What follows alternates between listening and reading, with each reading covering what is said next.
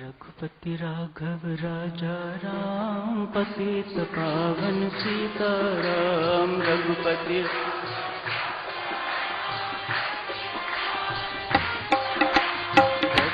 राघव राजा राम, पतित पावन सीताराम। रघुपति राघव राजा राम, पतित पावन सीताराम। रघुपति राघव राजा राम, पतित पावन सीताराम।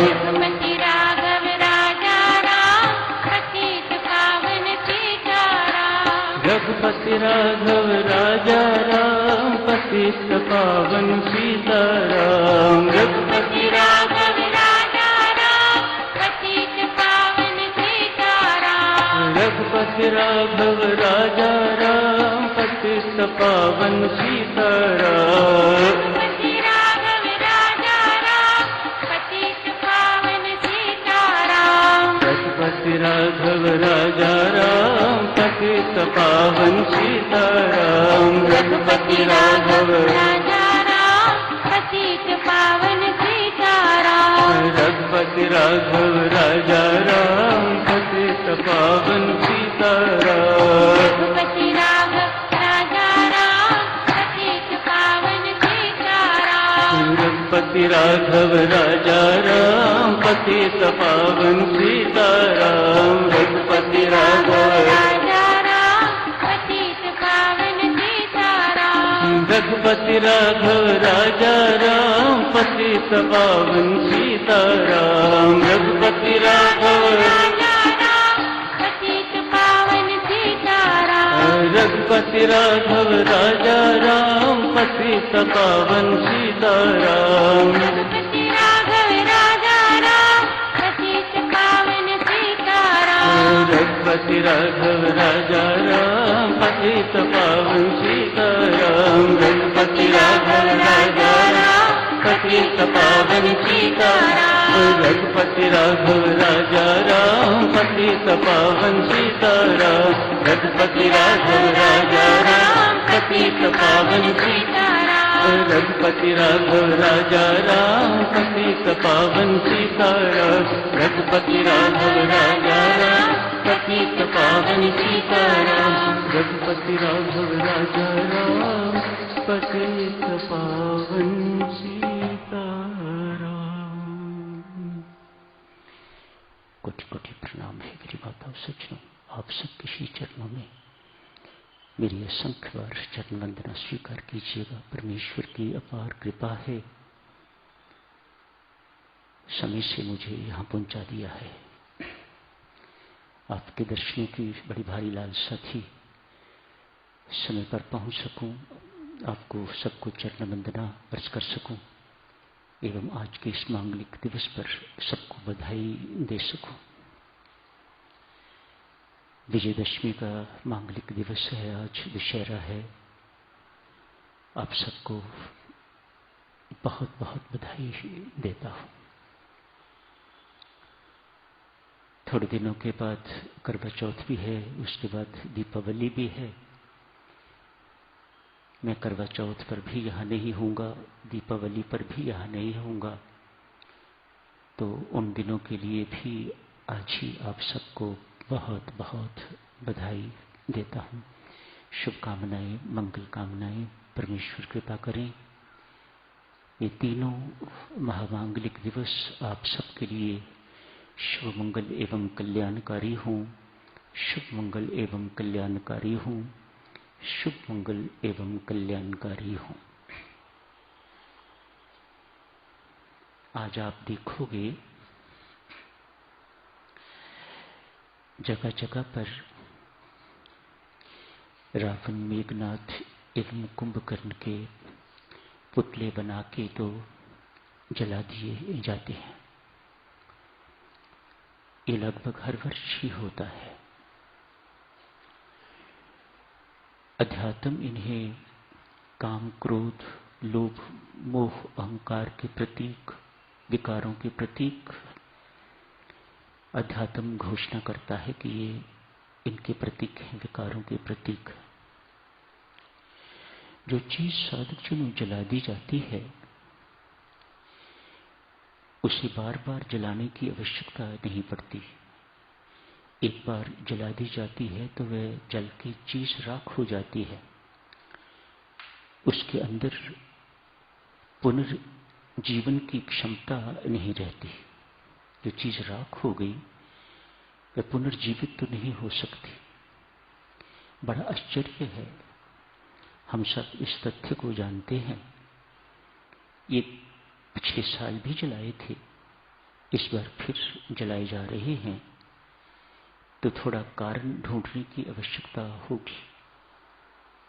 न जाने कितने वर्षों से पीछे हर वर्ष ये जलाए जाते हैं। होना तो यूं चाहिए कि एक बार जला दिए बस खत्म, उसके बाद इन्हें जलाने की आवश्यकता न पड़े। अध्यात्म साधक जनों इस प्रकार का संकेत देता है। ये विकार ऐसे ही हैं, इन्हें थोड़ी थोड़ी देर के बाद, यदि नहीं तो कम से कम हर वर्ष जलाने की आवश्यकता है। ये अपने भीतर ही हैं, बाहर तो पुतले हैं उनके, लेकिन रावण, मेघनाथ, कुंभकर्ण, ताटिका इत्यादि, खरदूषण इत्यादि, ये सब के सब विकार अपने अंदर ही हैं और इनको थोड़ी थोड़ी देर के बाद मारने की आवश्यकता पड़ती है। एक साधन तो ये हो गया अपने आप को निर्विकार करने का। दूसरा साधन साधक जनों जो भक्ति बताती है वह ये है, आपने देख लिया ना, हर साल इनको जलाना पड़ता है, मानो ये मरते नहीं हैं। वास्तविक रूप से मारना चाहते हो, इन्हें खत्म करना चाहते हो, तो इनकी दिशा बदलो, इनका रुख बदल दो। इन सारे के सारे विकारों को परमात्मा के साथ जोड़ दो। जीवित हो मर जाएं फिर हमें कोई फर्क नहीं पड़ता। जो चीज परमात्मा को दे दी, जो चीज परमात्मा के साथ जुड़ गई, व्यक्ति को फिर चिंता नहीं रहती। अब परमात्मा जाने, उसका काम जाने, वह इस सारे बोझ को ढोता है। प्रभु राम का जीवन साधक जनों रामायण जी के पढ़ने से पता चलता है, कैसा अनूठा अनुपम चरित्र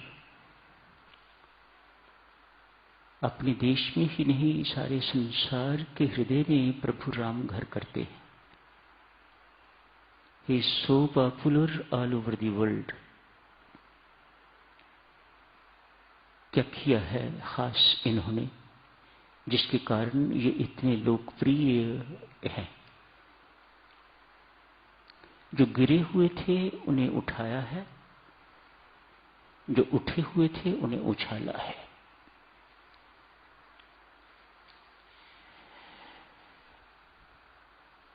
राम रावण युद्ध के लिए क्या कठिनाई थी इनके लिए कि अयोध्या से सारी की सारी सेना आ जाती।